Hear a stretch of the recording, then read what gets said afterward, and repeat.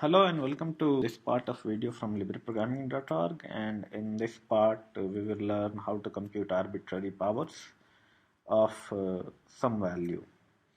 So this is computation of x to the power y, and we have already covered exponentiation by squaring for integral powers, and we have also done the logarithmic series and exponential series.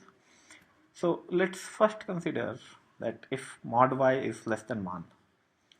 So if mod y is less than 1, then x to the power is 1 by x to the power y if y is negative, and if it is positive, then x to the power y is y. If y is integral, then we can use our previous technique, that is exponentiation by squaring. Now log and exponent series, which we have programmed earlier in one of the videos previously, rather two of the videos previously. So we can use logarithmic mathematics to compute x to the power y. Let z is equal to x to the power y, then log natural of z is equal to x log natural of y, and then z is nothing but e to the power x log natural of y. So z can be computed very easily. Now if y is greater than 1, then what we can do is we can split its integral and fractional part. So suppose y is equal to y plus f, where I is integral part and f is fractional part.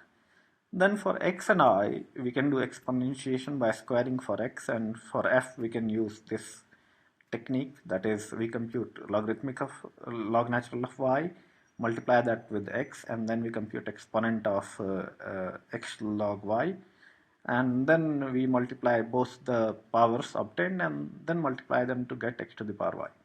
So it was supposed to be a very small video, and now our x to the power y is ready, because for any power we can compute. So if mod of y is less than 1, then I is basically 0.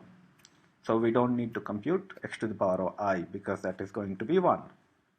Otherwise you can always compute using what we have discussed previously and what we have programmed. So this brings an end to our discussion on computation of exponents, and I have shown sine series and cosine series earlier, so I will leave it up to reader or the viewer to compute sine and cosine or tangent series, and I'll proceed with other C library functions in this series of video.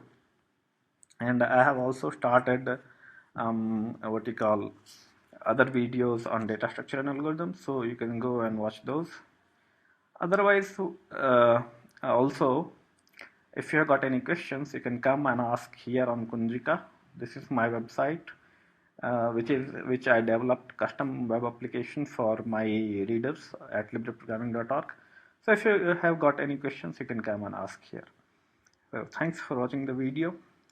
And if you like, you can possibly tell your friends and hit like also. Thanks. Happy programming.